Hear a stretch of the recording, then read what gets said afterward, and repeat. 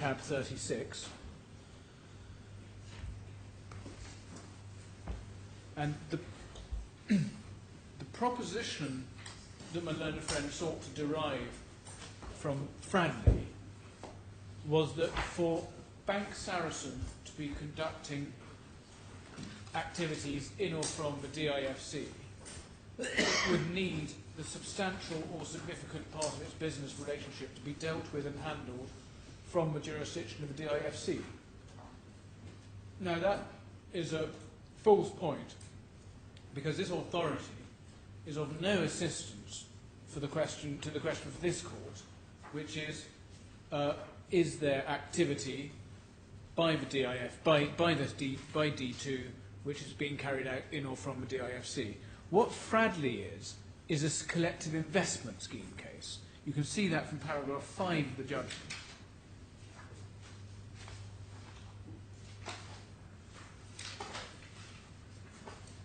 The question was whether the defendant had been carrying on a regulated activity, and the relevant regulated activity was establishing, operating, or winding up a collective investment scheme, including, etc. So that's the question. Are you establishing, operating, or winding up a collective investment scheme? Now, one can immediately see why, on that question, the Court of Appeal wanted to apply some kind of significance test as to whether the relevant business was being carried on in the jurisdiction.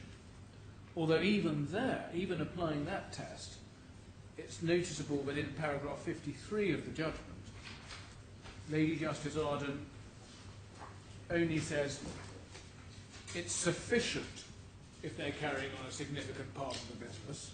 She's not saying it's necessary, and she makes that clear at the end of the paragraph, because she said she leaves open the question whether the requirement for carrying on business in jurisdiction can be satisfied in any other case.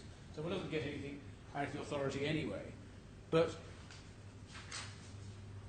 it's in any event a completely different question, because here one is simply looking at the question under the rules and the laws, which is, are they carrying on specified investment activities in or from the DIFC? And there's no question of looking at the substantialness or the significance of the activity relevant to the bank's business as a whole. This comes to a point which I'm going to deal with shortly, that it's a similar fallacy underlying my learned friend's submissions in relation to Adams and Cave and Chopra and so on, where one's looking at presence in the jurisdiction and residence in the jurisdiction. For those tests, one is looking at the whole entity and deciding, do they have a presence or a residence in a jurisdiction? And you can quite see you then need to look at the indicia and quite how extensive the business is in the jurisdiction. That's not the question in this case. We have no material and no one is conducting any investigation of D2's entire business and to what extent its entire business is sufficiently in the DIFC such that it's present here or resident here.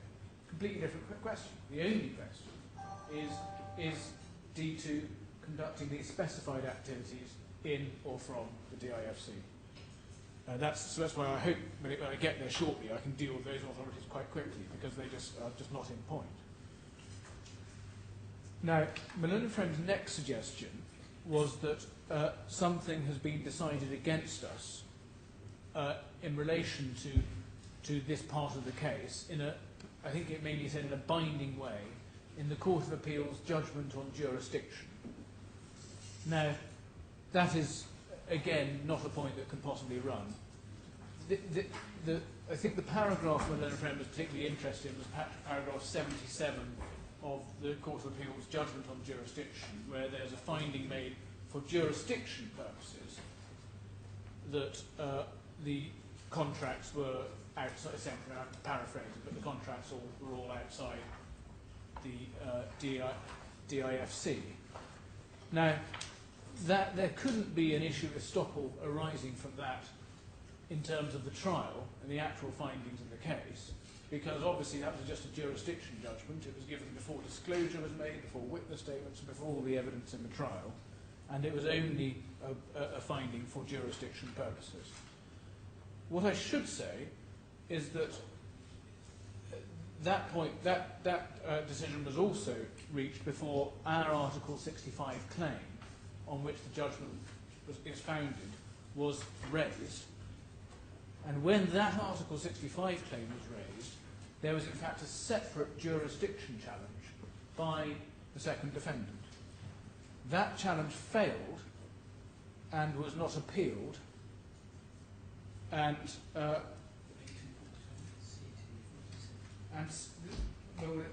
reference is C2, tab 47. There's a judgment of Sir John Chadwick, which is dated April 2013, which dismisses the jurisdiction challenge and permits the Article 65 claim to go ahead, and that itself was never appealed.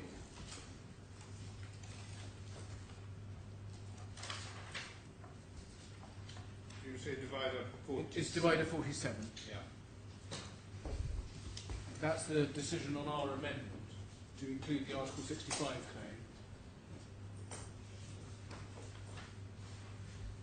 That was a judgment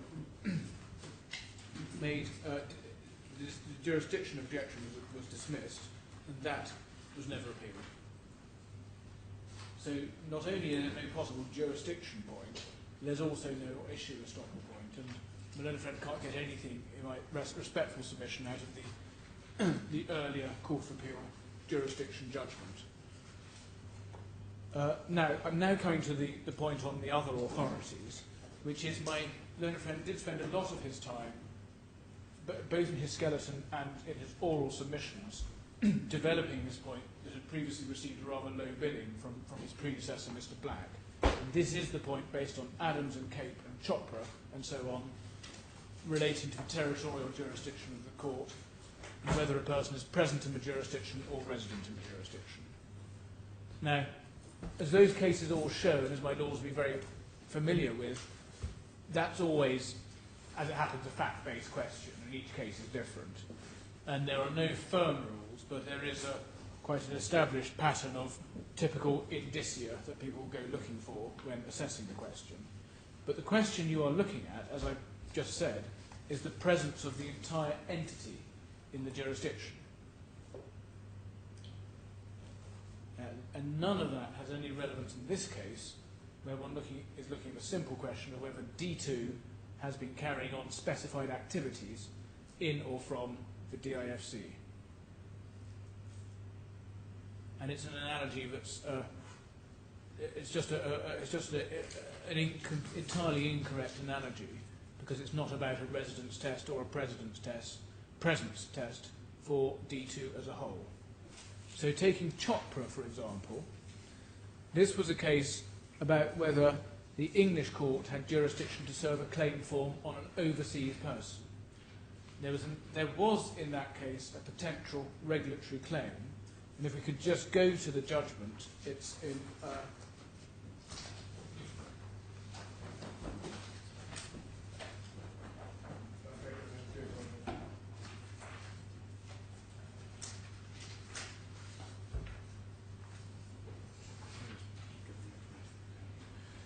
it's in bundle D, it's in authorities 7 in the first tab, which is tab 50.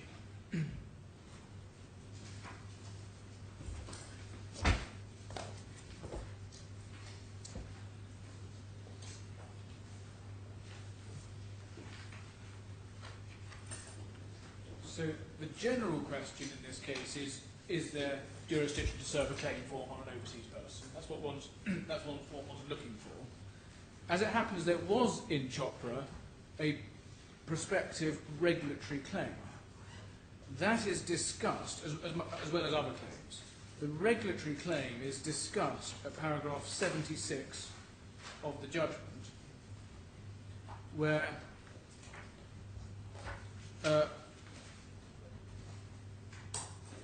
essentially the judge starts off by pouring cold water over the entire claim at paragraph 76, accepting at the end of it that the proposed claim be disregarded for present purposes.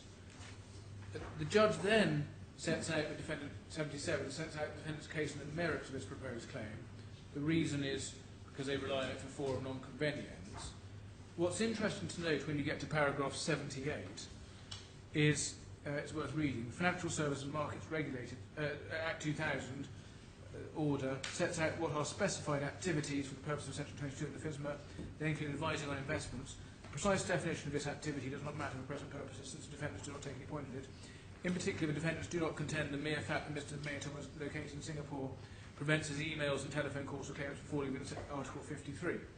Nor do the defendants contend that the fact that the contractual relationship between the claimants and IAG is governed by Singapore law pursuant to Clause 83 that has this effect. So just pausing there, the only point that's relevant to this case in the entirety of Chopra is this paragraph. And what's recorded is that the fact that he's in Singapore giving advice is sufficient for him to come within the statute. So that actually was not the problem with that part of the case in terms of serving the claim out. And then what the judge then does at paragraph 92 is say, although you don't consider it necessary to come to any conclusions whether or not they're well founded, the reason he says that is for two reasons. First, for the reasons given in paragraph 76 above, I've concluded the claimant's proposed claim on Section 26 must be disregarded for present purposes. Secondly, even if the proposed claim on Section 26 was taken into account, and even if the claimants had a good arguable case, notwithstanding the defendant's contentions, we do not consider it to assist the claimants on the question of forum non-convenient. So the regulatory claim doesn't thereafter have any life in the judgment. The passage my learned friend took you to was then paragraph 96 onwards, which deals with the more general claim, the more general argument about whether the defendant had sufficient presence, despite being an overseas person, had sufficient presence in the jurisdiction for the claim to be validly served. And one can see the long passage there, which includes Adams and Cape and so on. But that, of course, is the question which is not the question in this case.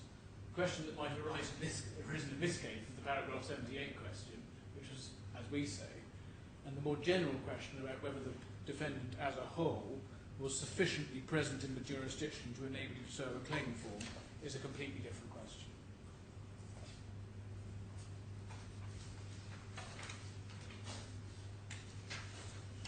Well, the same goes for Adams and Cape. I don't think I need to go through it.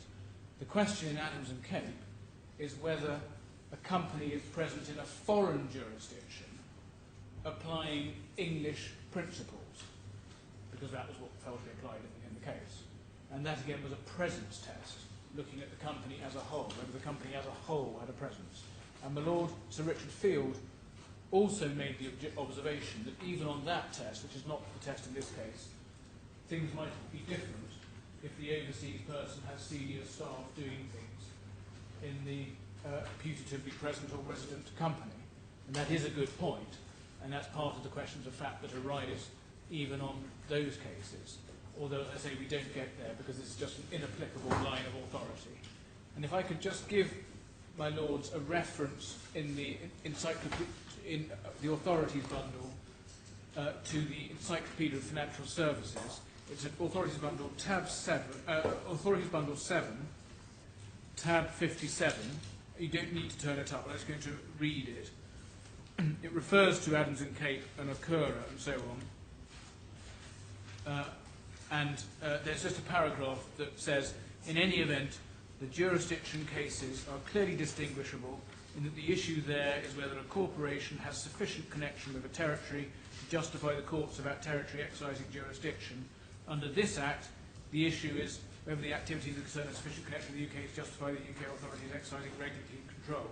So even looking at the English Act, which again is not the wording in this jurisdiction, there's a clear distinction with the presence and residence cases. Now, the next point from a learned friend was a point I didn't really understand, I have to admit, about attribution. He seemed to be saying that you cannot find liability on the part of D2 for what they got up to with Mr. Alia and Mr. Nair, unless some particular requirement of the rule of attribution was satisfied. Now, I don't understand that submission. Attribution is generally about usually either attributing knowledge of one person to another, or sometimes about whether the acts of a particular person can commit a company. This is a much more simple question in this case. It is the question the judge determined: was the D2 carrying out specified activities in or from the DIFC using the instrumentality of Mr. Alia and Mr. Nair? It's not a question of attribution. As my Lord Sir Richard Field put it to me before lunch, there probably is a species of agency arising when there is this relationship where these individuals are consensually doing things, the instruments of D2. But there still isn't a technical, the question of attribution doesn't technically arise. The point my learned friend then dealt with was the order for compensation, and this was largely covered in his skeleton argument. The ground of appeal raised, this is their ground E2, is the effect that the judge did not identify the agreements in breach of the regulatory regime in respect of which compensation was being awarded. This is my submission, a point that doesn't work. The judge made it very clear at paragraph 400 of his judgment that all of the transactions were in breach of the financial services prohibition.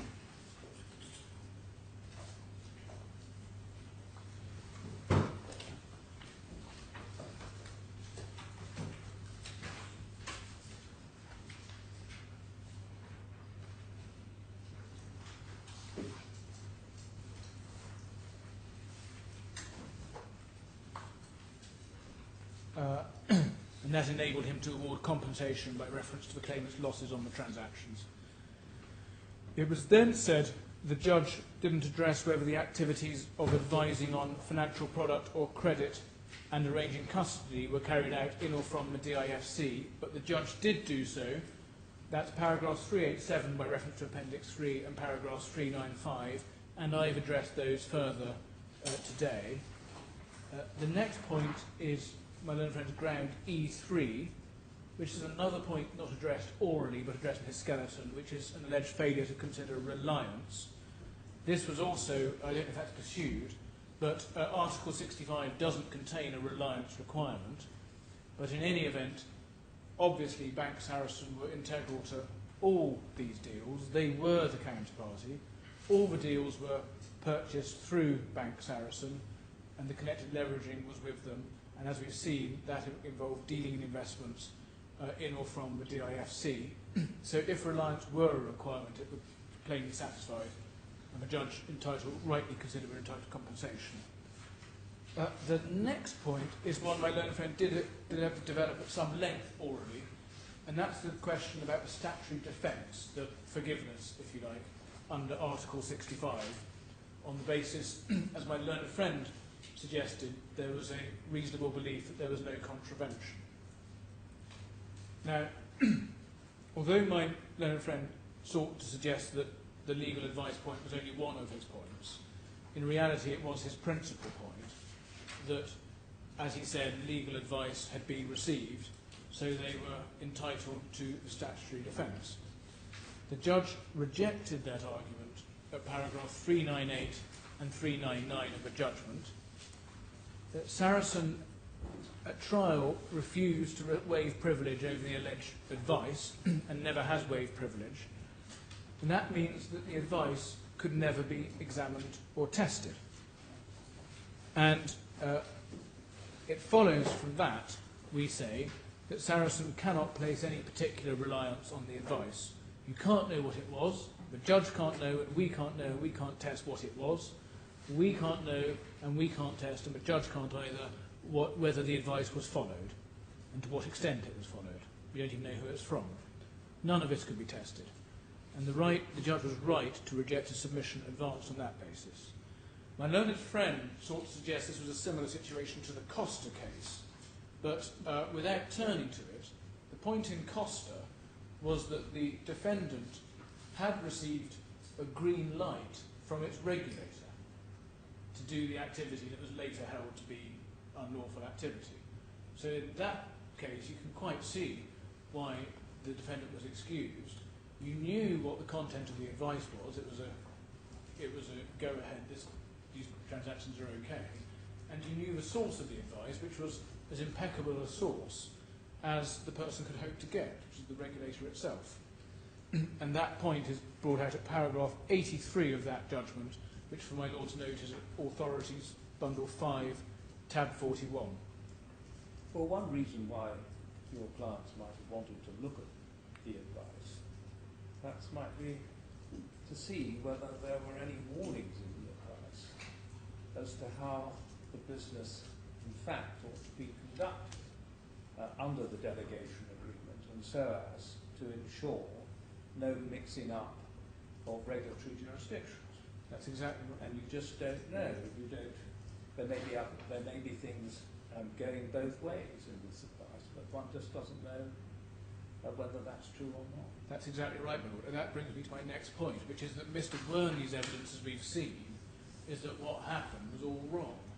So, if you had to, if A, the advice were accurate, and B, you had to guess what it contained, the natural inference was it told them to do something rather different from what they were doing. I mean, one doesn't know, but insofar as one can guess, one can speculate that it wouldn't help. And the reason what happened was wrong, as Mr. Verney really accepted, it's, as I submitted earlier, it's not a case of some low-level employee making an occasional mistake. It was systemic in the way D2 and D1 mutually and consensually operated their arrangements.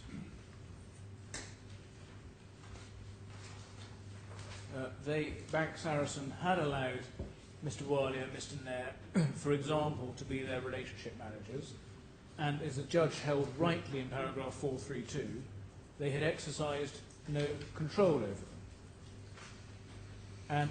And I made the point right at the beginning of today that under the delegation agreement it was perfectly open to Bank Saracen to monitor and supervise, because that was provided for at the end of the delegation agreement, and they just didn't do so. Now, lastly, on this, well, it's not lastly, another aspect on this point is, Malone Friend said it's not as if a judge has held D2 have fallen down on any other of its obligations. Well, that's not right. I'll come to this when I get to a cross appeal, I hope I have time for that. But the judge held that there was an advisory contract, and he agreed with our submissions that Mr. Nair Mr. Nair's actions were ones for which D2 was responsible. And that's all at paragraph 413 of the judgment. And you obviously need to read that with the case that we were advancing, which the judge also summarises. But what the judge is doing is essentially accepting our case. One, that there's a financial advisory contract, and two, under that, D2 is responsible for Mr. Nair's actions. The judge has held throughout the judgment that Mr. Nair failed to disclose risks and advise an unsuitable product and so on. What paragraph was that in the judgment? I'm sorry, I didn't. That's 413. Thank you.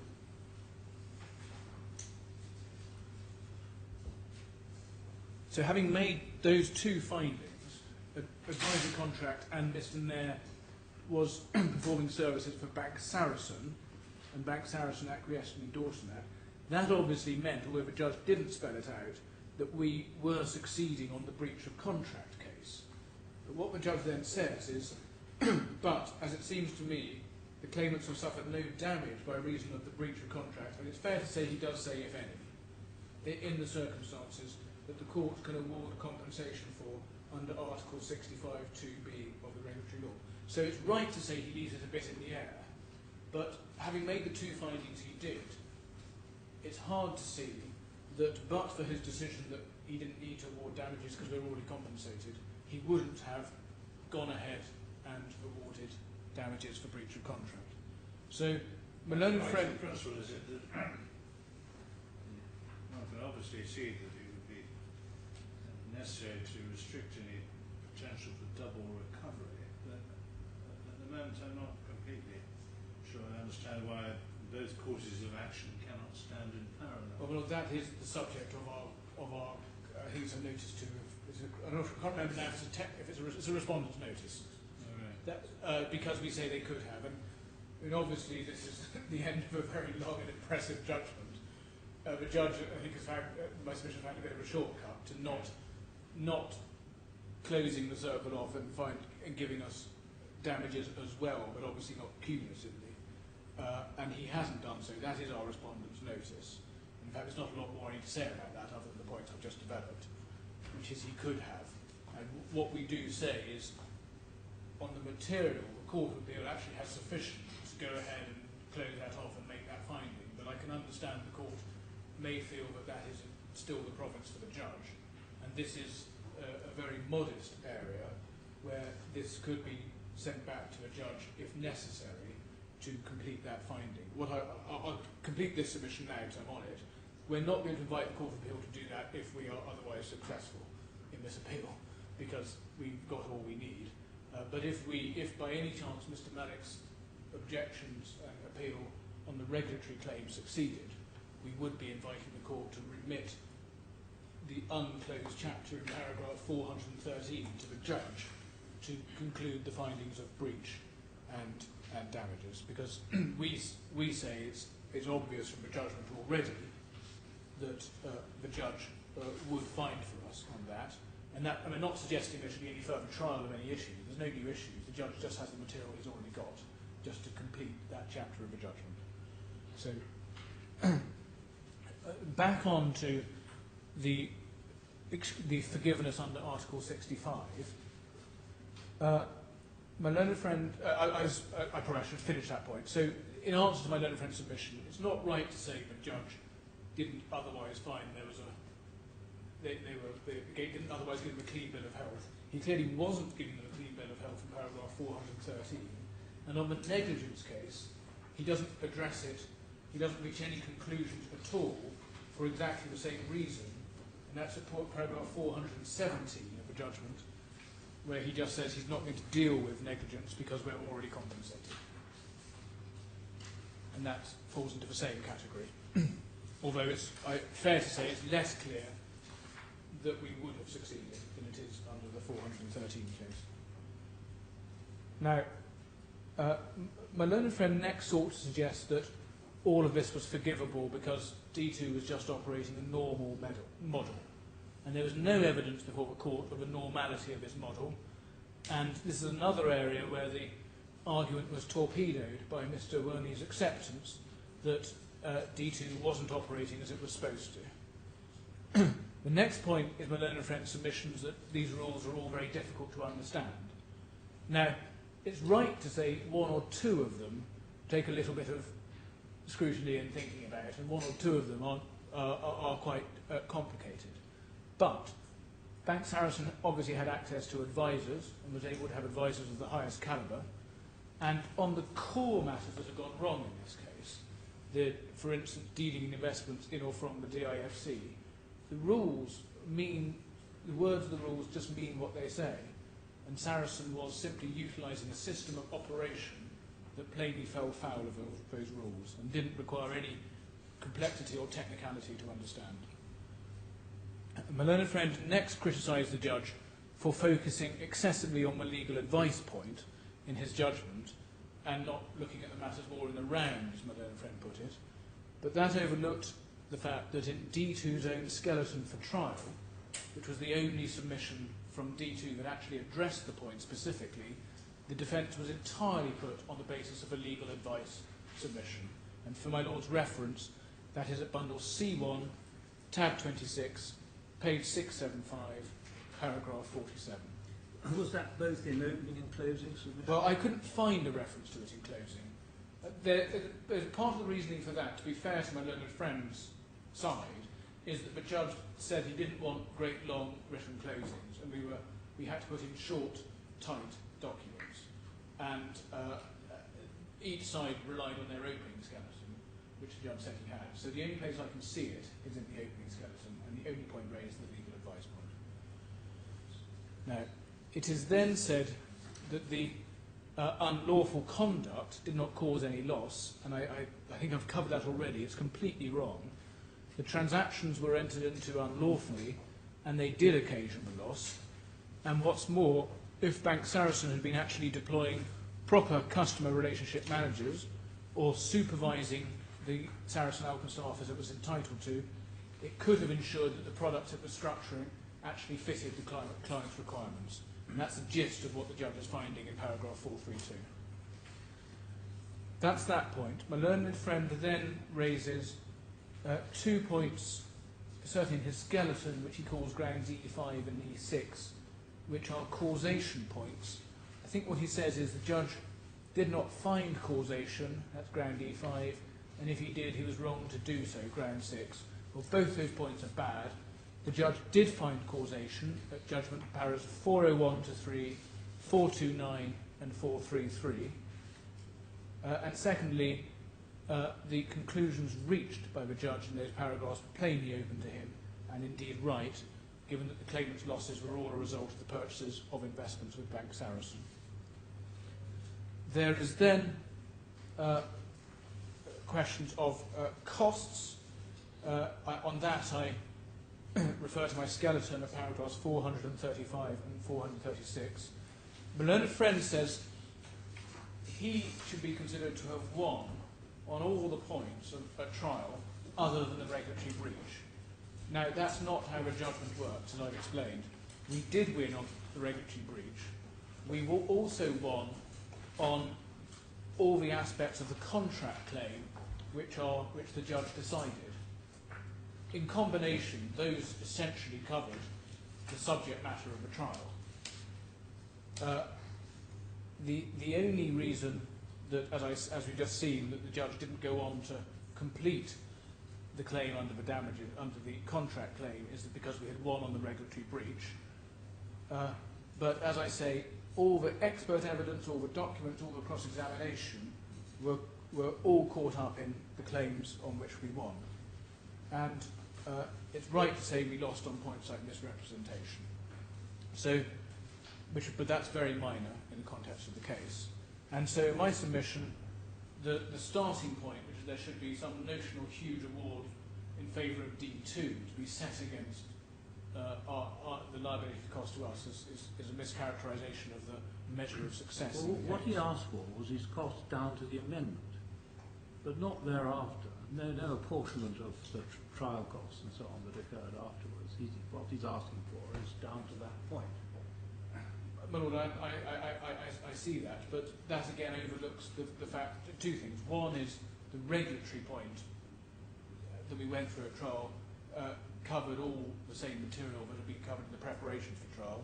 Two, the contract point was still alive, and you can't say we lost on it, and it would be very unfair if the consequence of the judge not deciding in our favour, because we had already won on the regulatory point, was that we then had to bear earlier costs in relation to that claim. But his point essentially is that this was not a claim that we faced, and so didn't enter into our overall assessment of where we stood. And is that really answered by the submission you've given us? Well, my Lord, in my submission it is in relation to the contract claim, because the submission assumes that the advisory contract claim failed and would have failed, and therefore they were internally taking an assessment on that claim which justified them fighting the litigation. And there's no such finding of a judgment. The finding of a judgment is that the advisory contract claim succeeds in terms of is there advisory contract, which was the big question for the Swiss lawyers. And secondly, in terms of breach, can we rely on the conduct of the D1 people, which again the judgment found. So I have to accept the judge did not go on and specifically say there's a breach of contract because he uses the words if any. But it's hard to see how, if the judge had been required to complete it, how we would not have succeeded on that case because we had already won on all the ingredients of it, as it were. And the judge then says, well, we're not going to get damages because we've already been compensated. it would be highly unfair, in my submission, if we had to bear their costs, essentially of that core part of the case, even in the case as it was run up to the amendment. And in my submission, that is something the judge is entitled to take into account. It is all part of his discretion, and the decision the judge came to in his discretion was one that was open to him and not unfair.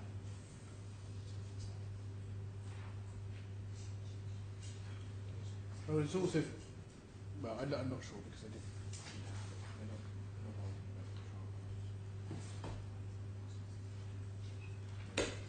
But Junior makes a point that Artie made a point, and it probably is a good point, that it's not as if when we did make the Article 65 claim, the second defendant said, "Oh, I now see," and abandoned their resistance to the claim. They contested that claim as much as every other claim, and we had to have the trial on which we won. And on that point, all the material that they had prepared was still highly relevant. The disclosure, the witness statements was all still highly relevant.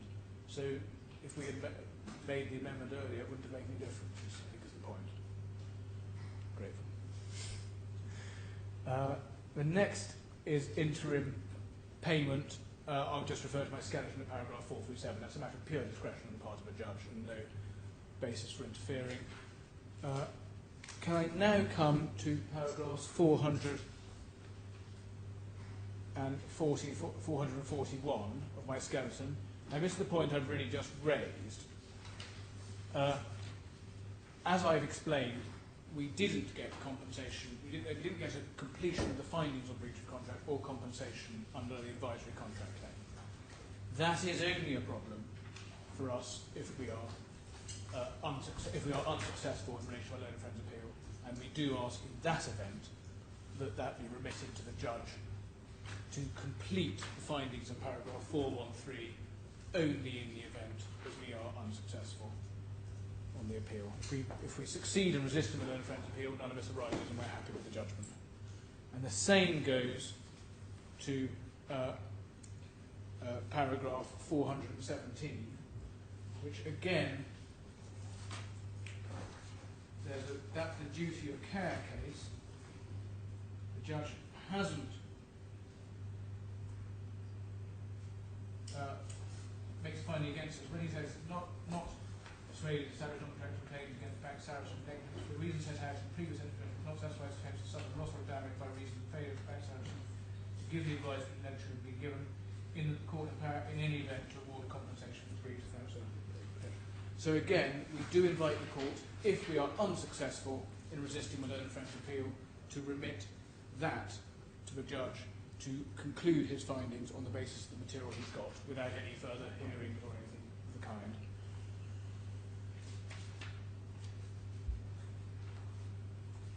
Now, that brings me to my cross appeal.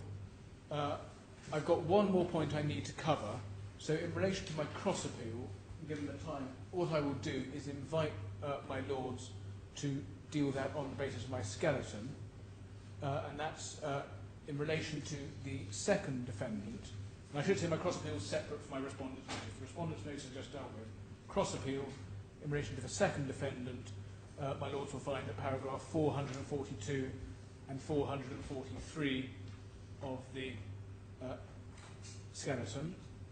And just to pick up one particular point there, one of the key points on that aspect is how one characterises misrepresentations and whether a representation is a representation of not a representation of fact, as the judge has found, or whether when essentially the statements that were made about the product that were made, whether they are at least representations as to belief and opinion and so on, which is a familiar subject matter in law representation. We say that statements as to their belief and their intentions are inherent in the representations that were made, and there's no basis, we say, for D2 to escape liability on the basis that these are just statements of opinion or not statements of fact in some way. That's but all the points in the cross appeal are dealt with in paragraphs 442 and 443. In relation to the first defendant's cross appeal against the first defendant, the passages are dealt with in paragraphs 396 to 404 of my skeleton.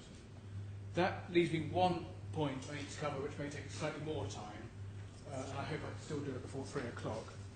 And that is, my lords will be aware that there is an embargo draft judgment in relation to the second stage, the quantum stage. Now, I'm obviously not going to say much about its content or anything about its content in open court, but what I am going to do is invite my lords to take up bundle A1, tab 2H.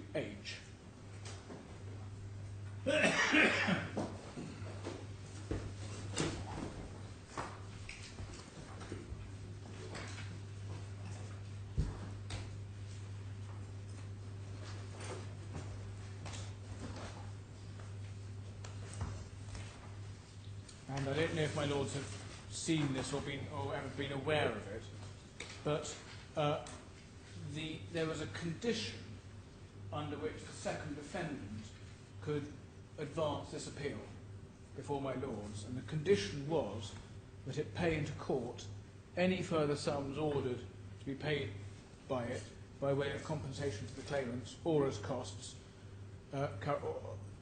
or judgments immediately currently under appeal or subsequently appealed, pending final determination of such appeals, subject to credit for any sum paid by the first defendant in respect of the same liability.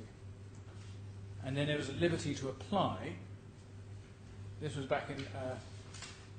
made back in April, and that liberty to apply was never exercised. So it is a condition of this appeal that any sum due under the embargo judgment must be paid into court as a condition. This is by the second defendant. This is only the second defendant. Must be paid as a condition for pursuing their appeal. And that's a Court of Appeal decision. As one can see from the top of the page, it's a Court of Appeal decision already. And I should say that condition was volunteered by the second defendant. We had asked for a slightly tougher condition. They volunteered this one, and this was what was accepted. And now, the embargo judgment will be handed down in the next day or so, and in those circumstances, as a condition of pursuing this appeal, the second defendant must pay in the amounts due, pay into court, the amounts due under the embargoed judgment. And we're obviously happy to give them time to do so. They're a bank, so it's hard to see why they would need more than 7 days, but if they need 2 or 3 days more, that's fine. But if they don't, then the condition for their appeal has not been satisfied, and that appeal must stand dismissed.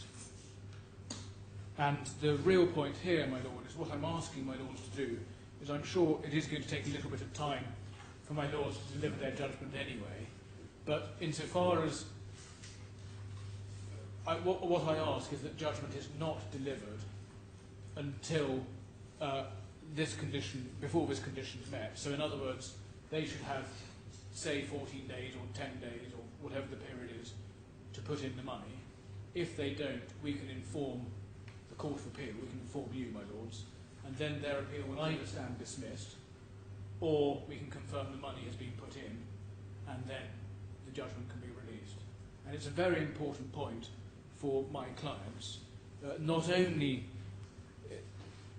is this an order of the court which says what it says and hasn't been appealed, secondly, this is essentially our hope and our security for getting money in this case.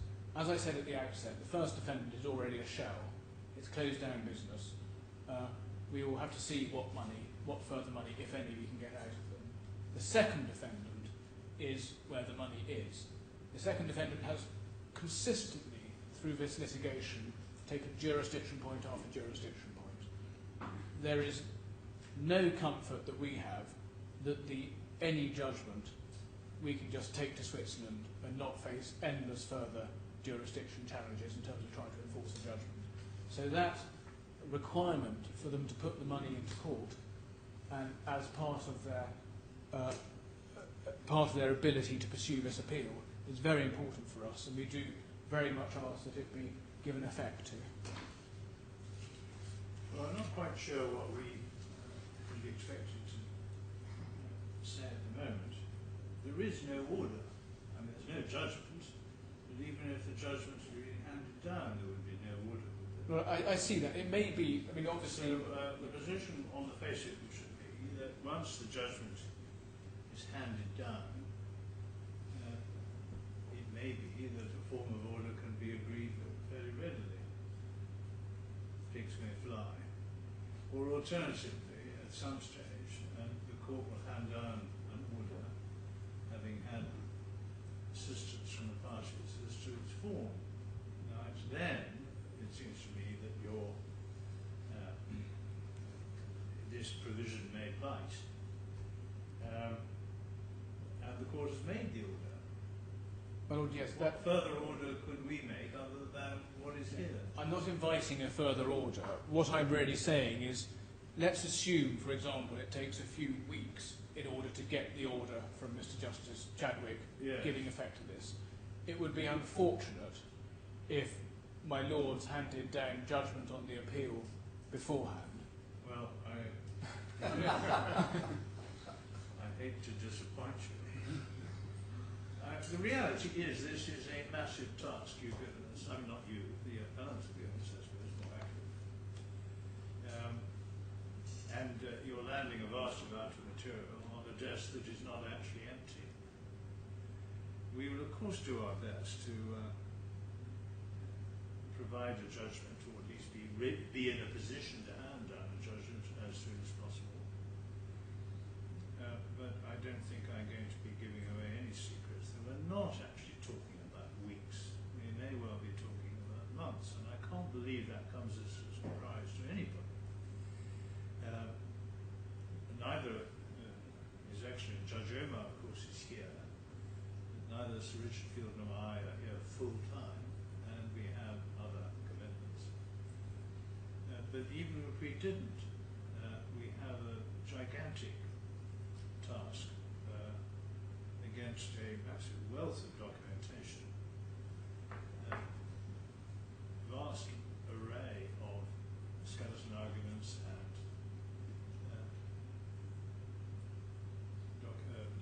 statements, transcripts, and so on. So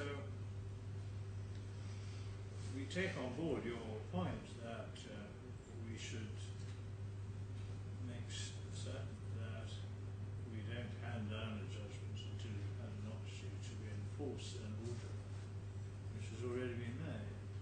Well, I'm grateful. I'm not sure we can say more than that. I'm grateful, Lord. There's just perhaps 2 points that follow from that. One is, obviously, that we as the party should keep you updated, because if, for instance, the order's made and the money doesn't come in, then at that stage the appeal should stand dismissed. Well, I and we understand should inform you. Well, an argument that may arise at that stage, and we might have to grapple with it or follow it. The other point is, and it maybe this is something that can be done now perhaps by way of agreement, is it may be useful for the parties to agree, or the Court of Appeal to impose a time limit from that order, and it perhaps is a matter for the Court of Appeal, because this is itself a Court of Appeal judgment, by way of clarification or further order, such that when the order is made by Mr. Justice Chadwick, they have, say, 10 days, 7 days, 14 days, whatever it is. Otherwise, then that will be the trigger, at which point my Lords can know that they don't need to worry further about the second defendant's appeal if they're not going to meet it. And obviously I'm open to submission from my learned friend about what period that should be. But they are a bank. Well, it may be. I haven't, of course, consulted my colleagues, but I can see the interest that your clients would have in a time limit on when this order should be complied with. It's open-ended. I suppose implicitly there's a reasonable period after the order is made. I would anticipate that, of course, if your parties can agree, fine. But let me assume for the moment agreement is not going to be forthcoming. Maybe there's got to be some opportunity for making a submission on the topic of the period. What are you asking for? Well, I'm asking for the court to give that clarification. If my lord feels there should be submission, it could simply perhaps be done by exchange of a 1 or 2 Well, days sorry, document. I meant more specifically. What Oh. time are you asking? Well, I would have said 10 days at a bank, and that should be comfortable. I mean, I'm not going to quibble if my lord friend says 14. Right, well, thank you. I'm grateful for that. Mr. Miller and Mr. Miller will respond to that, albeit briefly in due course. Yes, Mr. Miller. Well, could I just say on the point that my Lord just mentioned about the enormity of the task, that is very much understood, and your Lordship is of course quite right to refer to it. I just want to say this, that it would be, we submit, a little unfair to put all of that blame, so to speak, on us simply because we're appellants. Well, Hopefully your Lordship will. well, the shaft was not directed solely at the poets. I know. I mean, we in one would sense say- you are the cause of it because you're the appellant. Well, that's You true. wouldn't be here if you hadn't appealed. But the wealth of material, and I have in mind what I think at one stage I totted up, the 700 pages of written submissions which we've been asked to read, is something which has been imposed on us by everybody. Well, as I say, I'm not disputing that, but Right. just saying we're not. I take on board your point. Yes. And indeed we say that a lot of the complexity was caused by the way the trial was dealt with by Yes. the claimants who continued departing from their pleadings, reducing new points, etc. But your Lordship don't have to make any findings about that, right? We didn't get all the blame. I've made my point. But can I go back to the beginning and the questions of fact? Now, there is this common ground between learned friend and I, that there is one point that really stands out of particular importance in relation to the fact appeal, and that is the question of the claimant's investment requirements, and in particular, the meeting of the 24th of April. And the learned friend said in his submissions that these issues, or this issue, is critical, and he's right. He also says that there isn't much difference between our version of what was said at the 24th of April meeting and the claimant's version. And as a matter of language, rather than a matter of meaning, we tend to agree, and indeed this is the point that we have ourselves made in our supplementary skeleton, which you don't need to go to now, but paragraph 15.2. I have made the point that the narrow linguistic differences as a matter of the English language make it particularly unsafe to accept the evidence of the claimants and their witnesses as to what was said at meetings conducted in English, where they have told the court that their English is very far from perfect and certainly not sufficiently good to give evidence in court. And so if one's looking at these narrow linguistic differences, that, in our submission, is a reason to treat the claimant's evidence with some caution. Now, moving on from there, my lord, what are the differences between the parties' approaches? Both parties have a roughly similar general structure, namely that there are 3 elements. 1, capital protection.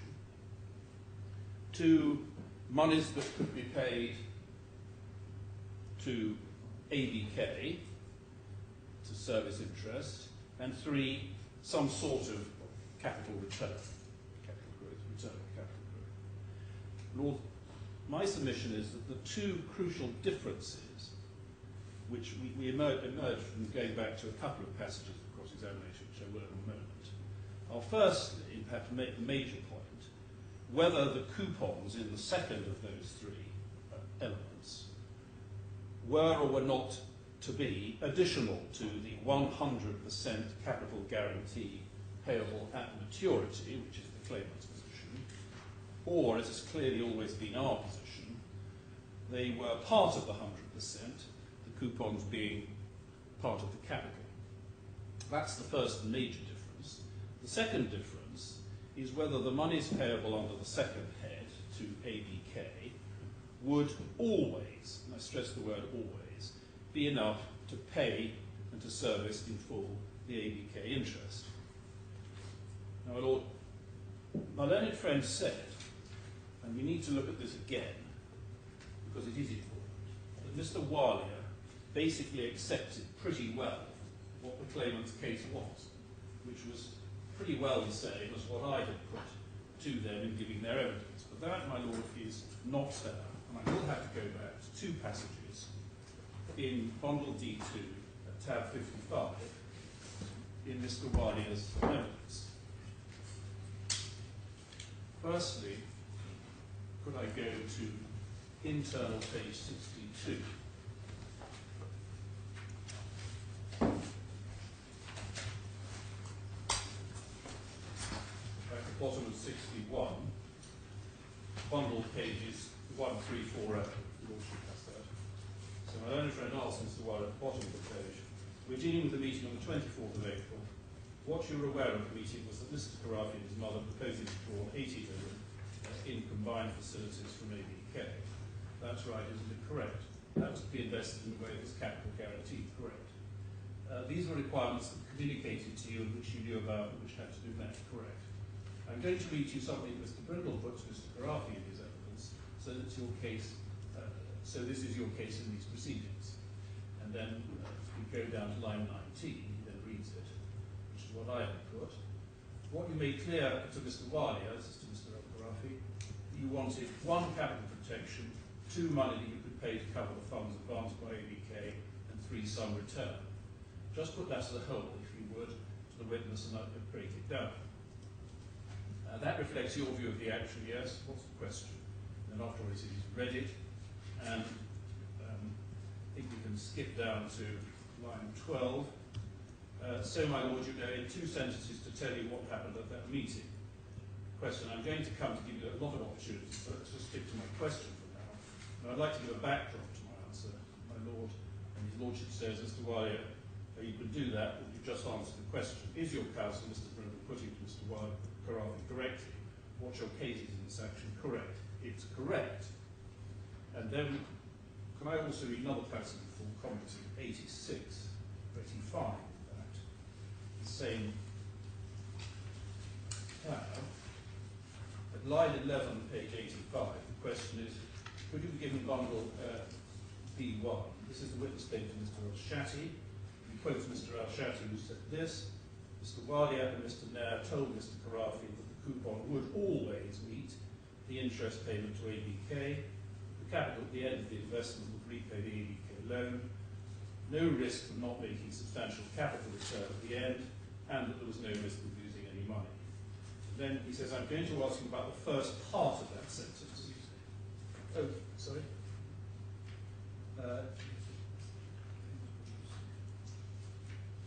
No, that's what I said. This is Mr. Wise, wasn't it? I think this is an extension. Oh, I see. I think your quote goes all the way down to the word ABK. The reference says that, and I'm taken slightly by surprise. I can't get what you're saying. Well, according to the text, my lord, line 19 at the end of the quote. Yes. Anyway, I'm not quite sure. So I'll just read on. You may be right.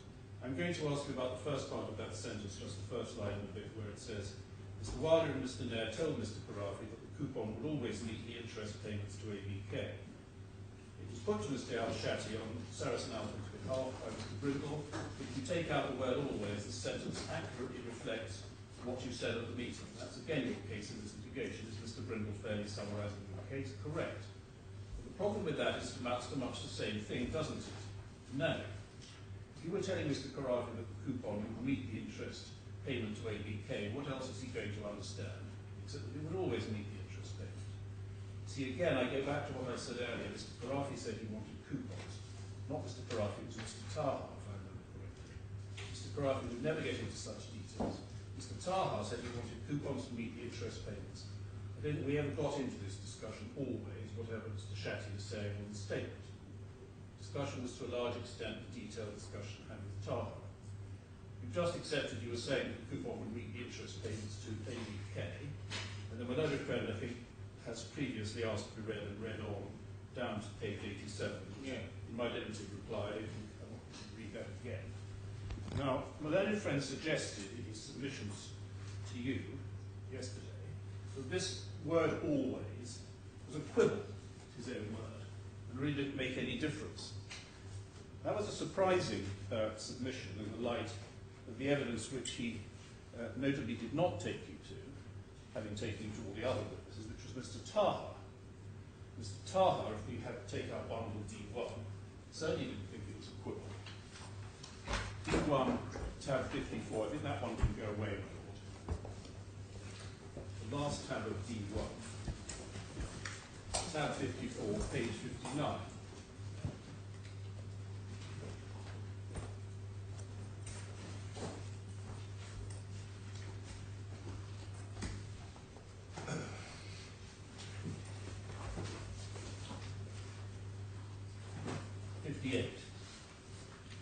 Line 4, I'm cross-examining Mr. Taha. It may happen again, but certainly it happened at least twice. I think it's quite clear what is intended. The witnesses confirm that. Thank you for helping us, Mr. Taha.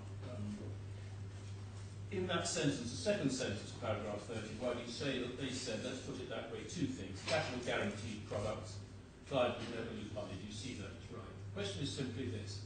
I entirely agree they said the first, but deny they said the second. I do not agree with you. Common sense, when you have capital guaranteed products, this means it does not lose. That's simple, straightforward. Paragraph 33, just a small point on this. You said, they said that the word always, could you just note the word always, meets the payment to ABK? This is still part of the question. While I entirely accept the coupon was designed to pay interest to ABK, I suggested the word always was not used. I certainly do not agree with you, because if the word always is not there, I'm 100% sure that Mr. Rafed Khorafi would never invest in them if the always is not there. So to Mr. Taha, the always, although it may be a quibble to the ill, is vital. And to be fair to the judge, he makes that point. He records in paragraph 176 what Mr. Taha's evidence was. So, Lord, a narrow difference in language, was the word always there or not? Yes, but in terms of meaning and importance, it is vital.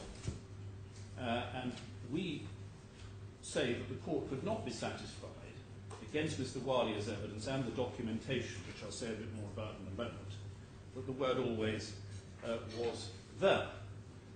And the other point, which is probably a bigger point in any event, could not possibly be described as minor.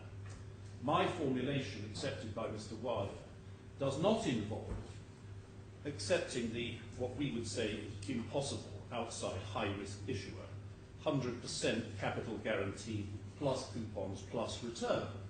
That was certainly not come to my case. Everybody knew that my case, and the case Mr. Walia was adopting, did not involve saying that there would be a coupon on top of 100% capital guarantee at maturity. That was an issue between the parties, a very important issue.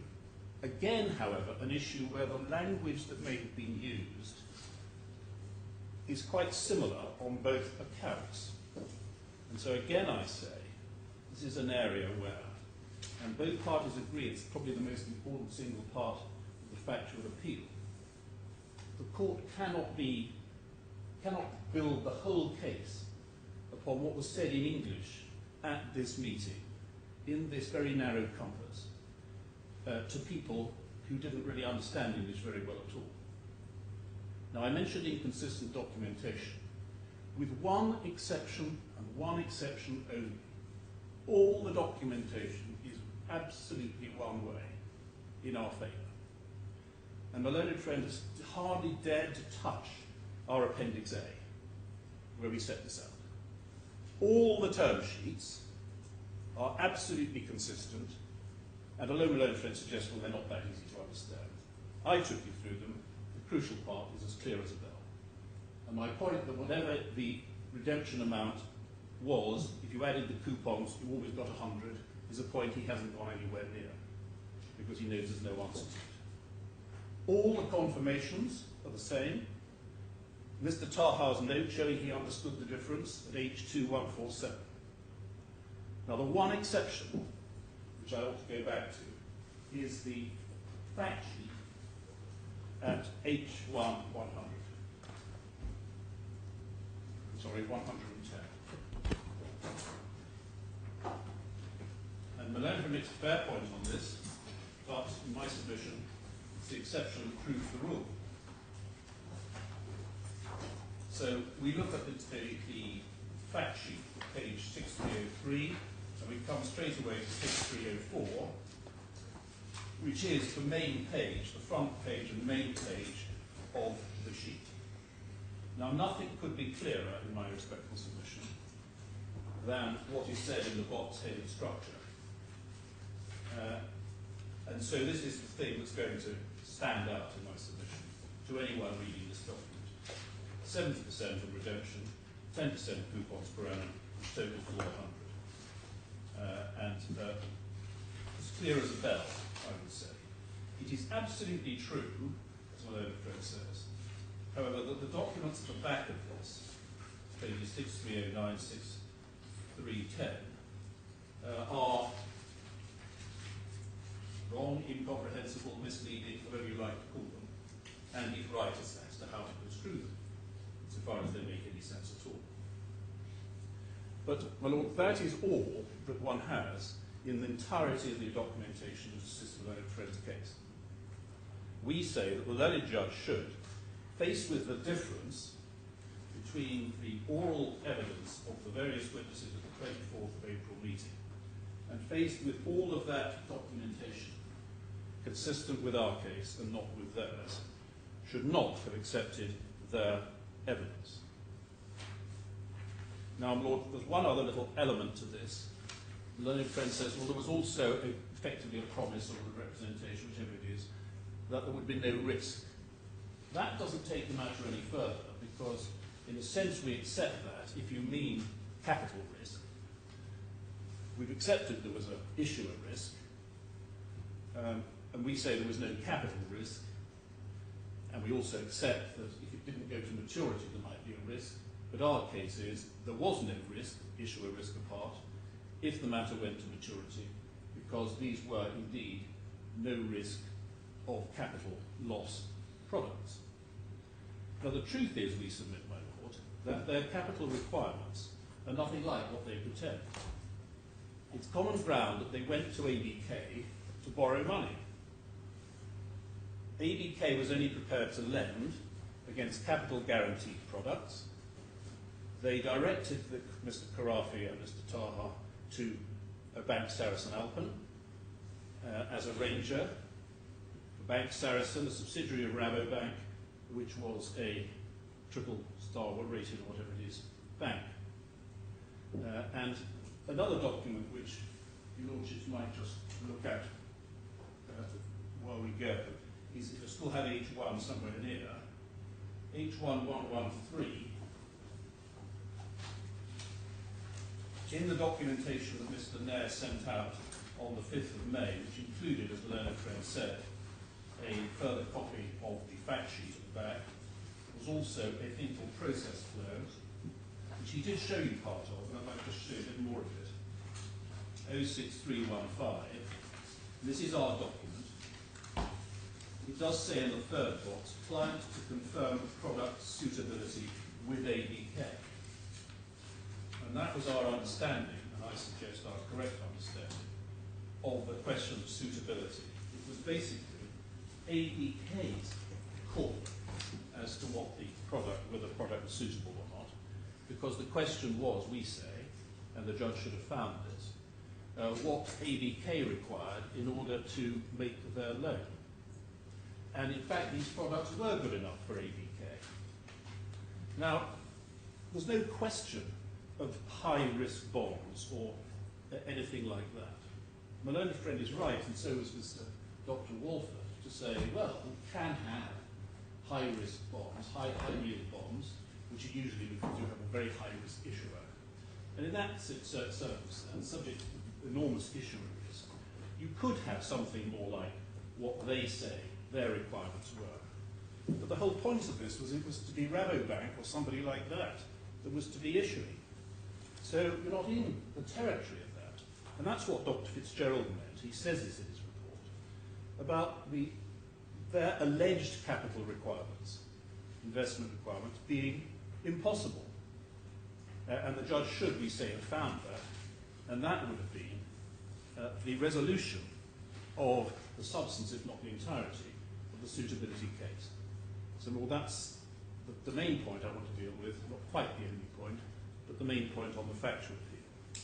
Now, the only other point that I want to deal with on the factual appeal is a much smaller point. The much traversed territory of the AGBCs and how they came to be put together. Now, my learned friend makes this point. I confess I don't know at the end of the day how important this is, but he's gone on about it at enormous length. That the document was, as he put it, pre-populated with names and with dates. The names of the clients and the date, the 6th of June, also. Now, he said that this is the point I want to deal with, that this wasn't the only time that Bank Sarasin-Alpen had pre-populated documents, and he took me very quickly to bundle H1 tab 128, saying, here's another example. You didn't really develop it, and with respect, this is not a good point. We'll go to that. What is it, 118? 128. Tab 128, page 6412. He said, look at that. That's another example where it's been pre-populated with references by Bank Sarasin-Alpen. He didn't dwell on it, he just showed it to you. And also, if you also go back to tab 121, you'll see that's wrong.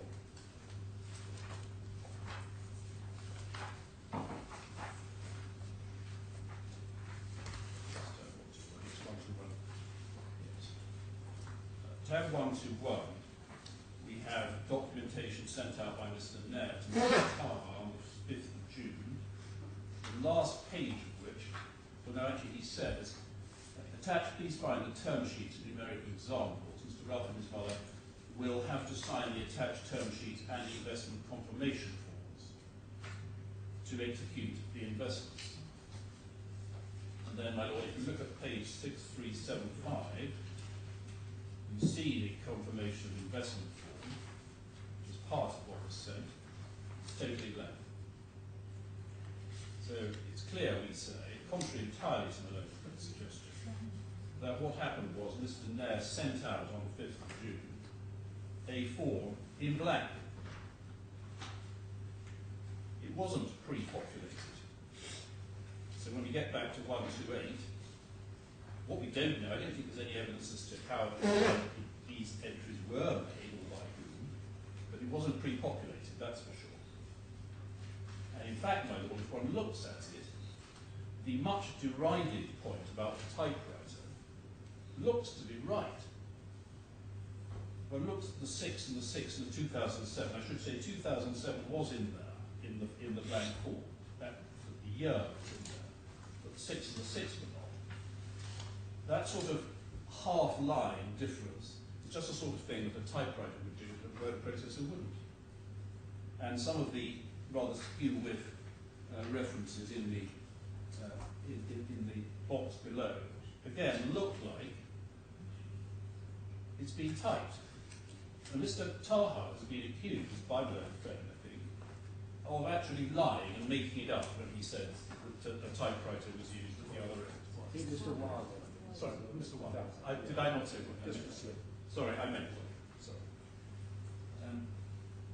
But That's not right. Whether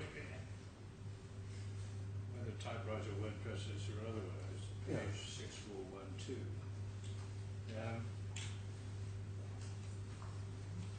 I'm still not clear who would have inserted this information. Well, I mean, as I say, I don't think this was.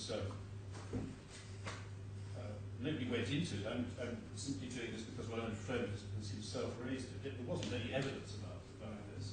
The one possibility would be that it was done, that the typed bit, what I call the typed bit, was done at their end. Another possibility is, I accept, that it was done by us later on, when we got it back. That is indeed a possibility. Right.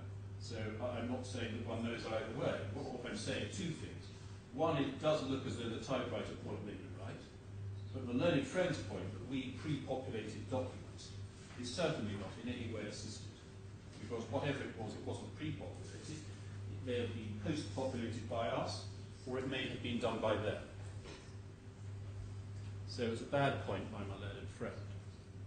And Lord, lastly, on the factual appeal and generally, can I remind the court of what my target was in relation to Mr. Walia? I was not seeking to suggest that Mr. Walia should have been regarded by the judge as an entirely satisfactory witness, and that he should have been, in a sense, carried from the court in trial. What I'm suggesting is that the judge was wrong in his paragraph 166 in saying that this witness was not trying to help the court. That was my target, and that was a very unfair thing to conclude. As my Lord Sir David Steele said, I don't suppose you can ultimately decide it without having to immerse yourself somewhat in that evidence, which is, I appreciate, a task. But at the end of the day, plainly in my submission, Mr. Walia, for all his faults, which I recognised, was plainly trying to help. He didn't have Mr. Nair there, and without Mr. Nair, he was getting some difficult questions, perfectly fair ones, of course, and the judge's conclusion is not fair. So, Lord, that's what I want to say on the facts. Can I now turn to the client point? And firstly, can I go back to the question of forgery that has been raised a number of times? Your Lordships will recall on the morning of the second day of this hearing, I made some submissions, that's too fast, I think, about the question of how the contract may come to have been made, what the contract was, etc.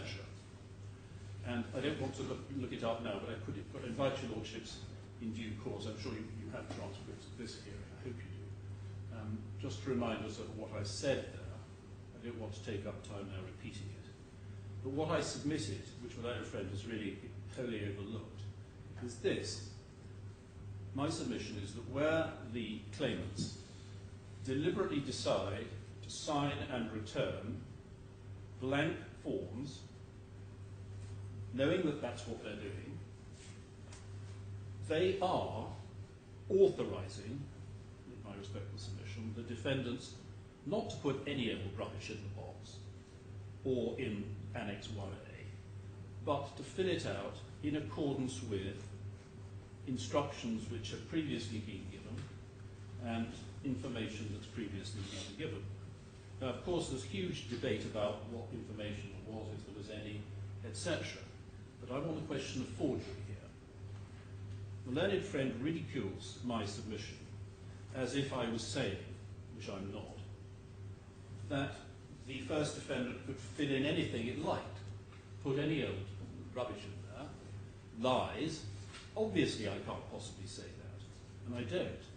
But if the information is true,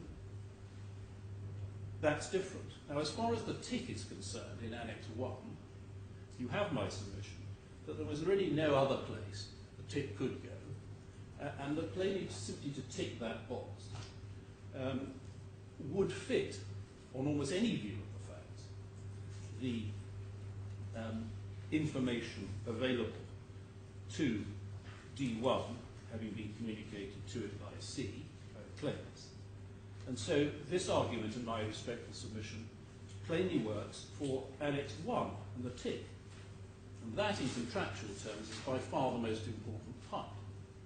Annex 1A is not quite so easy for me, I accept, partly because some of the material in there was inaccurate, although we say most of it was accurate.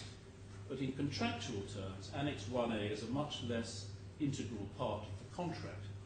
Indeed, it's not quite clear how, as a matter of contract, Annex 1A fits in. It's not signed, and it's not, I think, I may be wrong, actually referred to in the main body of the AGBCs. So, Lord, I would ask your Lordships to, before deciding that this was a forgery, to go back and consider those points. I'm not sure anything turns in terms of the precise judgment on whether it was a forgery or not. In my submission, it would be an unfair characterization. Who is to be fooled by this being done in this way? I don't know. Your Lordships, I'm sure, are going to find that it was irregular and shouldn't have been done. And I'm not in a sense at the moment on that point. But it's putting it too far to call it a forgery. So that's that point. Now, my lords, next point is this. The learned friend said that I had, in a sense, I was wrong as the way I had put my submissions about the judge's finding as to whether or not these were inexperienced investors. I had concentrated, and it's true, in my submissions on saying that the judge was wrong to say, to deal only with whether they had experience in the relevant financial markets, i.e. structured products and the like. And you recall I criticised the judge for his construction of the rule. But my learned friend said, well, that doesn't, one of his points was, doesn't really matter much because the judge held that they were inexperienced investors generally. Now, if that is right, then in my submission that makes my case a lot easier, because for this court to ask itself whether or not these really were inexperienced investors without reference to structured products and the like, the answer is obvious. Of course they were experienced investors, if that's the way you want to look at it. Second and third claimants had these very substantial, enormous in the case of the second claimant, investment portfolios of the type you've seen in great detail. First claimant could hardly be less of an experienced investor than they were. He had shareholdings and investments in all sorts of public, private, wholly owned, partly owned companies, and was experienced in the flotation exercise relating to Rafed. So if my learned friend is right, the judge is saying that they were inexperienced investors, then I would renew my attack on that basis and say, well, if that's what he's saying, that cannot be right. Well, the next point. My learned, my noble Lord Sir Richard Field said this: if, this is not the family point, if the second and the third claimants had left it to the first claimant to conduct the relationship with the first defendant, then what would the position be? The suggestion being, if they had left it to him, then really the point about not having met my client, not having met the second and third claimants and having conducted the relationship with them in some way that was unsatisfactory would rather go away. And my Lord, that is, in my submission, right. What I would go on to say is that the evidence, in fact, is that the second and third claimants had left it to the first claimant. I'm not relying here on powers of attorney. I'm relying on other matters. And my Lord, in order to save time, I hope this is satisfactory, we put all these references into on a piece of paper. Can I hand it up? My learned friends, I think, is going to object, so I thought this court would find it helpful. I've only got an hour. Otherwise, I can simply give your lordship a list of references. But that, of course, is fair enough as an observation. The objection is simply on the basis you haven't had time to check it. Is that well, my Lord, it's just a little bit. There are various matters which I needed to cover, which I would have liked to have put in various documents, but I thought it would be unfair on my learned friend to hit him with submissions, which I just handed up to my Lord, and he would want an opportunity to respond. This is effectively a written submission, which is handed in by way of reply. Well, So, I hear the argument. I'm putting a lot of pressure, we are putting pressure on counsel to complete in a time which they said was rather limited for their purposes. I don't know in which areas Mr. Hill would have liked to put in some kind of further documentary material, although the thought of it makes me feel rather queasy. I know. Well, I thought long and hard about whether to do it or not, but this is a list of cross-references to the materials which suggest in your submission that the first defendant had been invited, authorised or otherwise to act on behalf of the second and third. yes, and it's mostly cross-examination of the claimants themselves. Yes. Not entirely. I have to say there's possibly a limit to how much further material I'm aware of it. Probably I can simply read out the list. It's rather tedious. No, that's very tedious. I do. And I'm not going to invite that. It's unfortunate, but it's not just a list. It is actually a submission. It's just unfortunate. I mean, I don't want to put everyone in a difficult position. It comes with a health warning. A health warning, exactly.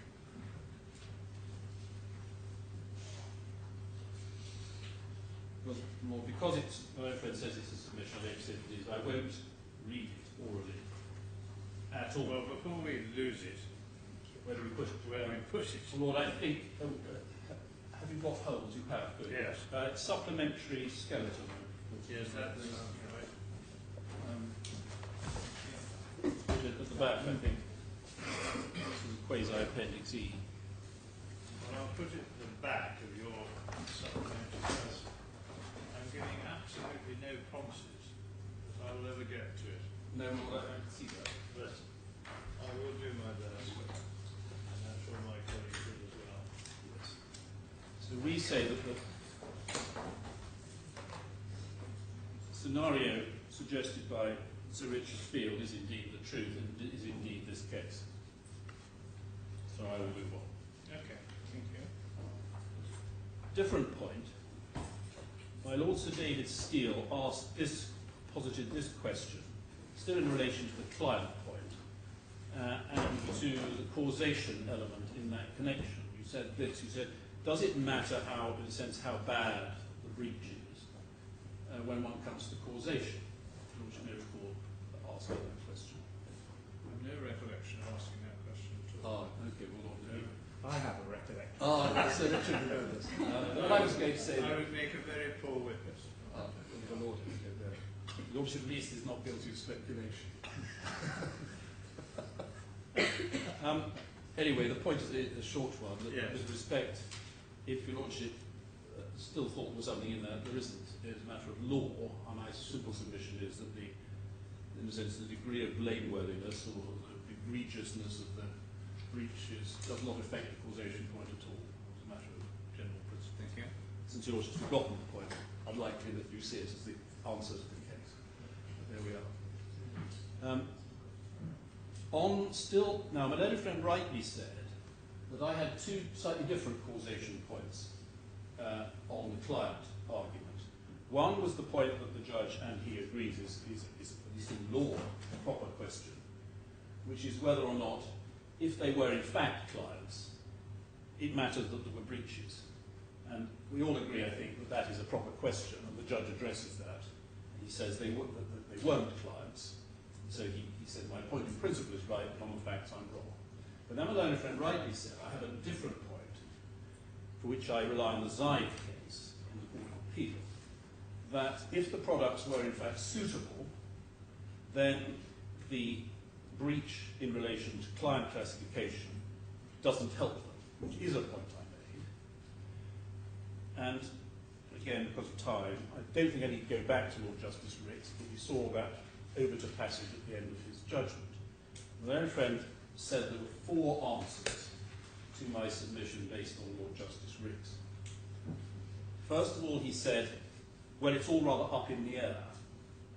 And I don't understand what he means by that. Certainly it's over-to. And certainly it's up in the air in the sense, as my Lord Sir David Steele suggested, sometimes Lord Justice Ricks put things in that way, slightly tentative language. But nevertheless, the point that he puts in this slightly tentative way is, in my submission, a good one. He's saying, despite the obiter point, that basically in that case, he thinks, at least probably, that Mr. the name of counsel, Anderson, was probably wrong in his submission, which was a submission very similar to the one that the learned friend makes against me. So, yes, a little bit up in the air. I understand the learned friend's first point. But that's that. Now, then his other 3 points, however, in my submission don't amount to anything. He said wrongly that this wasn't, that the ruling question was not to do with client classification, as are cases. That's wrong.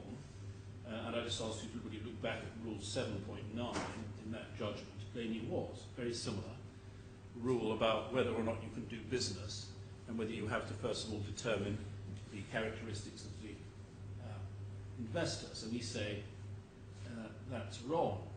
Then his third point is, well, the judge's approach is to be preferred. Well, of course he would say that, but I submit that itself isn't an independent argument. And then finally he says, well, they were suitable anyway, so the point doesn't arise. Well, the only one of those 4 points that has anything in it is the first. And that point doesn't get him very far. It certainly enables him to say you're not bound by it, but it enables me to say that what Lord Justice Rich was articulating was in fact right, and as good law, you should follow it. And Lord, on the facts as to whether or not they were clients, it's interesting that my learned friend didn't touch my Schedule B at all, where I set out. He mentioned it, he didn't go to it, or get involved at all in the detail of it. And so we say that stands pretty well certainly unexploded. I wouldn't say unchallenged, but certainly unexploded. And he did say one quite interesting thing. He said in relation to the assets of the third claimant that he accepted that on the figures it just about added up to $1 million. So mathematically he seemed to accept that we were right. His answer was, well, it's based on some outdated valuations, which is true. However, whose fault is it that we only have outdated valuations? The claimants, because although we pressed them, that's all we could get from them. So that point doesn't lie in the claimant's mouth if they are asking this court to find, as I believe they are, that in fact Mrs. Rifai did not have $1 million in liquid assets. We say we proved that with our Schedule B, and my learned friend's rather limited quarrel with that is ineffective. Now, Lord, can I come on to suitability? Now, there's a small point first and then a much bigger one. The small point is this rather odd question of the discretionary execution, which you remember came in. The judge sort of threw it in as a bit of a sort of extra point, but he did make the point. And our submission was, and remains, that this is not discretionary execution merely because the provider of the product had a choice as to which particular Saraf law notes were going to go into the package. There is, however, another, I maintain that, there's another way of putting this point, that if there is an exception by reference to discretionary execution, the extent of the suitability that brings in must be commensurate with the extent of the discretion. So, for instance, if the complaint is, you gave me the wrong kind of Saraf law notes, there was good Saraf law notes and bad ones, you gave me bad ones, then the fact that there had been a discretion exercised by the bank, so to speak, as to which went in, would, one can see, bring in the suitability requirement. But it can't, just because there's this very limited discretion as to which Saraf law notice you put in, but no other discretion, they have to be Saraf law notes, doesn't open the whole vista on a general suitability requirement being brought in, dealing with things quite irrelevant as to the particular type of Saraf law note. So that's another way of looking at it. My first way is just simply isn't, for relevant purposes, discretionary execution, and that's another way of putting it. Now, my Lord Sir David Steele and my learned friend had a little debate about the judgment at paragraph 293. You'll recall the point that paragraph 293 deals only with Mr. Khorafi and Mrs. Hamad, not Mrs. Rifai, whereas paragraph 294 deals with Mrs. Hamad and Mrs. Rifai. My Lord said that it's odd. On the one hand, the judge is very scrupulous, as he is, in separating out all these claims. Yet on the other hand, it's a bit odd that 293 doesn't include Mrs. Rifai. My Lords did ask, and we looked at this, whether it was a specific submission on our part to separate them in this context, and we have not found anything to that effect. However, with respect to the learned judge, he's plainly right about this, because what he's doing in 293 is he is looking at cases, situations, where there were specific requests for advice or recommendation. And he finds those in the meetings he lists between April and July. And to that extent, one sees exactly what he means. Now, there were no similar meetings at which specific requests for advice or recommendations were made in the context, certainly not referred to by the judge, but any at all, in respect of Mrs. Rifai's purchase in February 2008.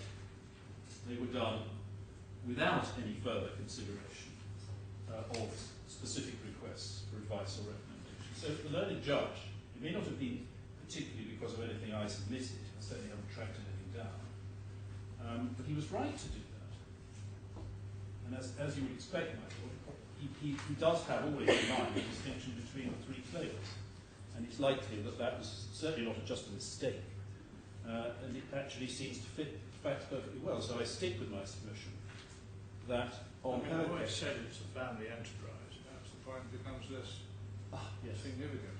yes, well, you could say that. But I mean, I think that's that. There's no respondent's notice. There it is. The judge has said it. It's hard to see how one can go behind it, but it's not surprising that he's found that.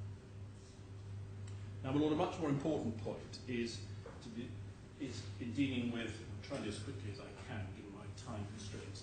Learned friend at the end of yesterday's submissions made some quite, I think he accepted they were quite complex and dense at the time, and they were, it's not his fault they were, about suitability in fact. Do you Lordships have transcripts? No. They did. It's one of the points I was going to raise. Yeah. I don't know whether... I have it neither in hard copy nor electronic form. They've arrived electronically.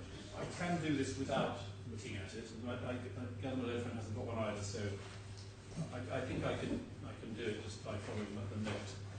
We'll try and get them. Presumably, would the court like these? I don't know. It was one of the points I was going to raise at the end, that we need them, and we need them in, I think, both hard copy and electronic form. Yes. And we need the electronic form to be in Word format. Yes. Well, I'm sure do that. I hadn't appreciated that others didn't, but there we are. Now, my Lord, what the learned friend did, at least I can be sure that I'm accurately recording what he said. He talked about, there were two related points. This is a point that goes to both suitability and edges into causation a little bit further on. He made two related points. One, that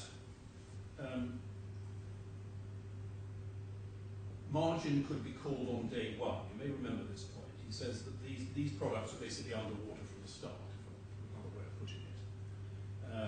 And he referred you to two appendices, appendices 2 and 8 of his SCOSA, which he can take you to, not surprisingly, but he says, well, it's all in there. He also made another point, and I'm afraid I've never understood the relation between the first and the second point, but anyway, that's my failing.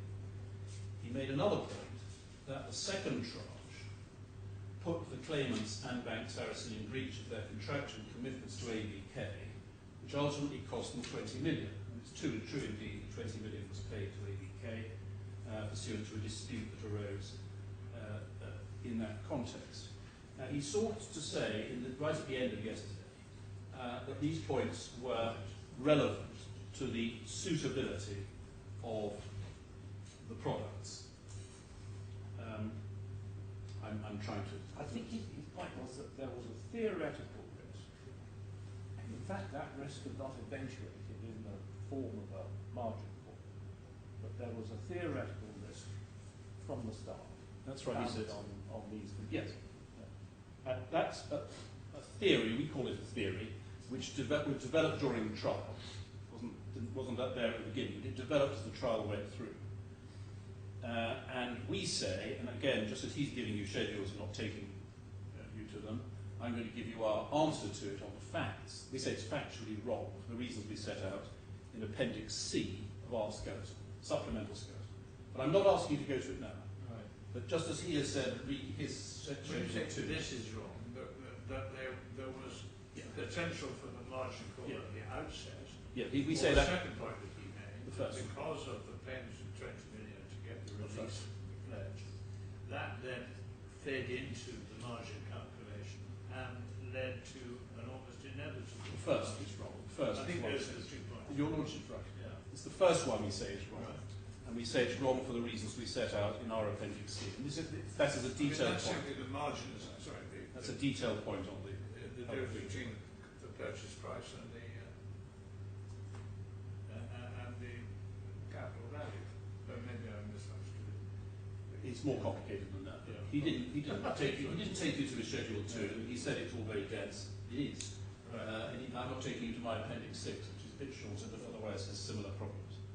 Anyway, Lord, we say is wrong. Now, the other point is the one I now want to go on say a bit more about. Now, he said this, which we say was wrong. He said, there's a particular point in relation to that, which is the 20 million point, and the cross pledges from Mrs. Rifai point are connected.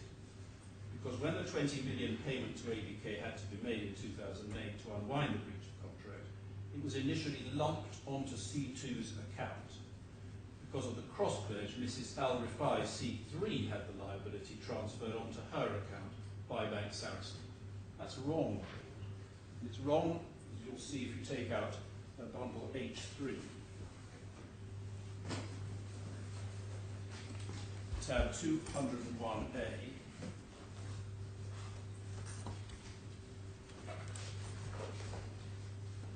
Lord, can I say, I think my learned friend is right in the submission he's about to make. I've just been looking at his schedule on this point. Thank you, that's helpful. And I think he's right to say that there was an instruction from C1 to debit that account. So it is still a payment of ABK to get rid of the problem. Certainly. But the reason, and it's still right to say the reason it could be put onto C3's account is because of the cross pledge. But I was wrong to say that the defendant side were just lumping it on without the consent from D1. I apologise for that. I only realised that looking at this document. Yes, thank you. That would save a bit of time. Now, what he then does, if you see the transcript, you'll see I have to obviously cut this short. He then tries to tie this in, the 20 billion point, more than the other point, perhaps the other point as well, with what the judge has found on suitability in the paragraphs we've looked at some length before in the bundle, in the judgment of paragraphs 300 and 301 to 2. I'll go back to that. Now he says that I overlooked, and I won't go to it because I haven't got time, paragraph 125 of the judgment, which one should look at, and that no doubt is relevant. But if I come back to 301, you remember my submissions about this. He didn't deal, and I'm afraid I still remain completely puzzled by what the judge says here in 301. He referred to this yesterday, and you recall the point here was about the second tranche, that the Saraflaw notes didn't meet Mrs. Hamad's investment requirements for 100% capital protection and an income stream which would service the interest payments due in respect of the Saracen loans. In addition to the matters described above, which are largely about there not being 100% capital guarantee, there are two other factors, and he says this. First, the irrevocable payment order in favour of ABK made it impossible to use the coupon payments in respect of those notes to service the Bank Saracen loan. You remember I said, what are the notes? What are those notes?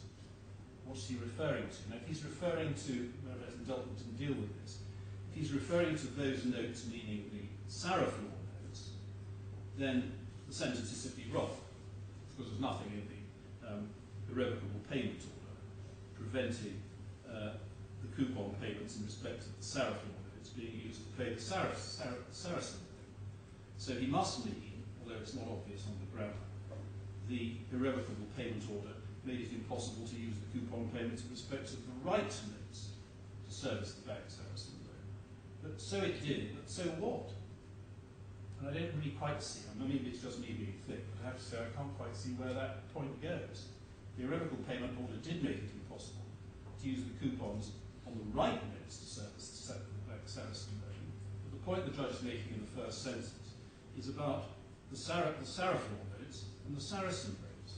So Lord, I personally, I can't take it any further, maybe it's just me being slow, but I'm afraid I don't follow that. Now the judge then goes on at the end of that paragraph in 302 to talk about the risk of margin calls, and that's a different point again, not the same point as we've just been on. I must move forward fast.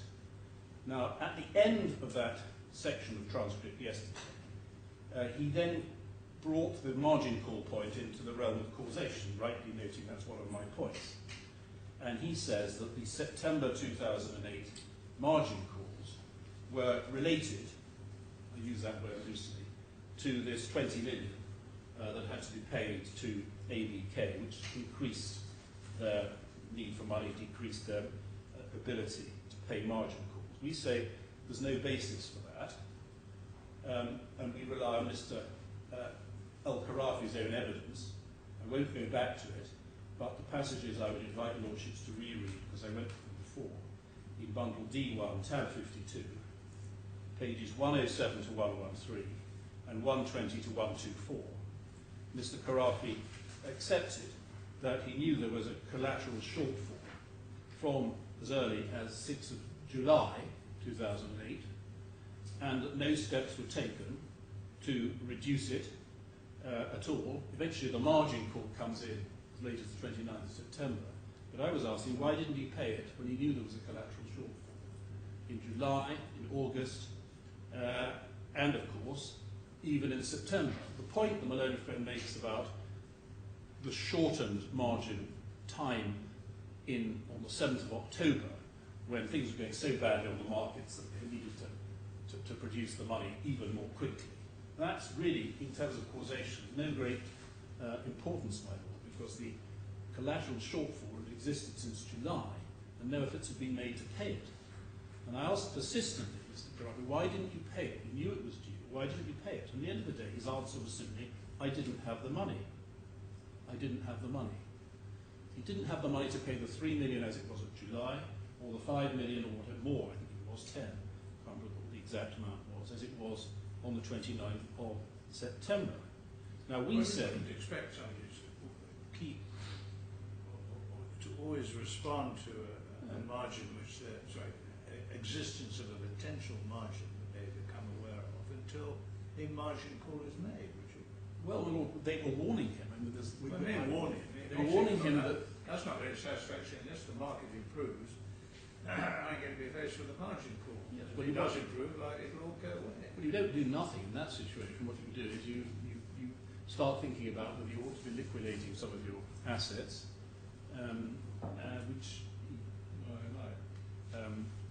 liquidating some of your assets. You don't just sit there doing absolutely nothing, waiting for the margin call. Anyway, what happened between 29th September and the 7th of October? He said, his evidence was, in those passages, I didn't pay because I didn't have the money. Now, we say two things, very shortly to that. We say, firstly, it's ludicrous to think he didn't have the money given all the assets which he had access to, and even if they weren't cash, they could easily have been, or some of them could have been transferred into cash, not the shares of the private companies, I accept, but a lot of other things. But if he didn't have the money, then we say the reason he didn't have the money, and again I cross-refer to what I said in my opening, is not this obscure point about the 20 million ABK, but because, as I submitted earlier, he had incurred personal borrowings, which he had spent, some 35 million, which he had spent, and that's the Schedule X that I referred to again, the notice C1, tab 29, paragraph 58 of the second defendant's closing.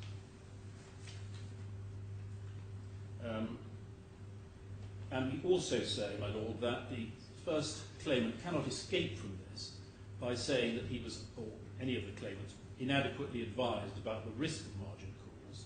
Firstly, we say they weren't. Even if they were, it makes no difference, because we say wanted plainly to borrow, and would have borrowed anyway, and margin calls are an unavoidable consequence of this leveraging. The failure to pay, either because they simply decided not to do so, or because they couldn't because of all the personal spending that had taken place, are sufficient to break the chain of causation. Time doesn't permit me, I've referred a number of times to the Sulaiman case of Mr. Justice Cook, where a very similar situation arose. Authorities bundled for tab 27 at paragraphs 210 and 211. There the judge said, even if the claimant had been inadequately advised about the risk of margin calls at the start, and therefore when the margin call arose could in a sense be surprised, nevertheless the decision in that case not to pay the margin call broke the chain of causation. I haven't got time to go to it, but we say there is some similarity with the present case. Lord, I think just 3 short points further. On intentional, reckless and negligent, ground 6, Latif makes a rather remarkable submission that the greater includes the latter, and that because the judge has said intentional, therefore negligence can somehow be subsumed within that. A number of problems with that. It's not true. Negligence is a different state of mind from intentionality, and this idea of the greater including the latter is just not right. Secondly, we say a respondent's notice is required. I have, of course, not repeated or even prepared my earlier submissions made at trial, which I remember had some authorities to support them, as to the Erskine generis point, and why I said this was gross negligence and not ordinary negligence. And of course I haven't got that because I haven't had to meet this point in negligence. But perhaps more importantly, my Lord, the judge has found intentional recklessness. This is the basis for his indemnity costs order. And you can't just pretend that the word intention includes the word negligence, because how do you then deal with the indemnity costs order? It would undermine that. And even more importantly, my Lord, as you may know, there is a claim for triple damages here. And that is largely based on allegations of very bad behaviour by us. I think there's no such claim against the second defendant, incidentally, but there is against us. How is that going to be dealt with if, in fact, intention is substituted by negligence? The whole foundation of the learned friend's point you can somehow read. He isn't even suggested as an amendment. You just somehow read intention to include negligence and leave it there. His whole approach is wrong. The judge has nailed his colours to the mast, and by those colours shall they be judged. My Lord, I was going to say something, but I don't think I have time, and I don't think it's particularly important. On the contract point, just to note, this turns largely on the exclusion clause in 2.6.5. The learned friend perhaps feeling that the judge's reasoning in para 345 wasn't quite as compelling as he would have liked it to be, tried to reintroduce some quite different arguments that he had run below, and somehow bring those back in to support what the judge said. Again, no respondent's notice. What the judge has said is simply that there is some inconsistency between our reading of 265 and 261. There is no inconsistency. 261 says there is no suitability requirement.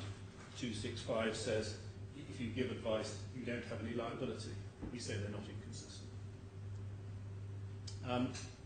My Lord, that is just about it. The cross-appeal, the learned friends dealt with it in writing. We dealt with it in writing, just to give your lordships the reference.